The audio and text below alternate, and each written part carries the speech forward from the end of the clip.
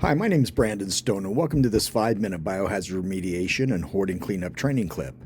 If you're interested in working in this multi-million-dollar industry, please take a few minutes to view our full course at biohazardcourse.com.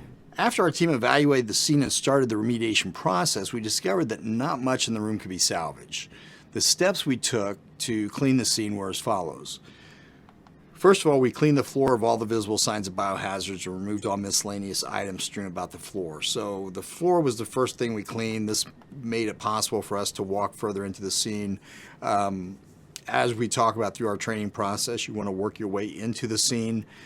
So we're going to clean the floor so that we're not tracking biohazards about that room and anywhere else that we might walk throughout the house. So first thing is to work your way into the room and clean that floor the best you can of all the biohazards. You may not get it perfect. There may still be some biohazards underneath the tiles, and you'll probably work on that a little bit later on. But the very first step would be to clean the surface that you're walking on.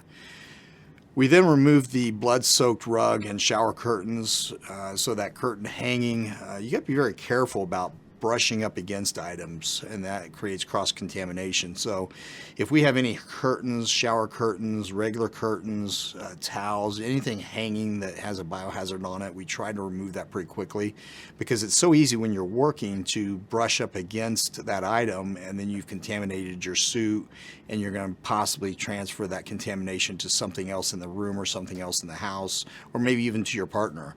So always look for things that are hanging that might be contaminated and get rid of those rather quickly. Then we started cleaning the vanity and discovered more blood around the sink, on the countertop and down the front of the vanity than we initially thought. We also discovered blood around the unfinished base of the vanity that could not be removed. Now, if you watch one of our videos, it's in, again, the hands-on section, and it's the cleaning and I think it's just the cleaning of the furniture. You'll see that we have a piece of furniture with an unfinished base that had absorbed biohazards or blood that was on the floor. And we discovered the same thing with this vanity. It had an unfinished base and it absorbed the biohazards. So there's no way we could clean that vanity, and we had to take it out and cut out that part of the vanity and put that in the biohazard box, and then the rest of the vanity, after we cleaned it, could go to the dump. So at that point, once we found that blood at the base of the vanity, it was determined that the vanity needed to be removed. But first we had to dispose of the bucket that also contained blood. So prior to putting the bucket into a biohazard container, we use an absorbent material to soak up the liquid. And there's a number of different types of absorbent materials out there. One of them is I believe made out of corn husk. There's other different types of materials that they use, wood chips, cat litter, a number of different types of absorbents that can be used and just basically dumped into the bucket or dumped onto the blood spill. It'll absorb that blood, and then that can be picked up and put in your biohazard box instead of just dumping that liquid into a box, which you stand a much greater chance of that leaking out if it hasn't been absorbed by some type of material.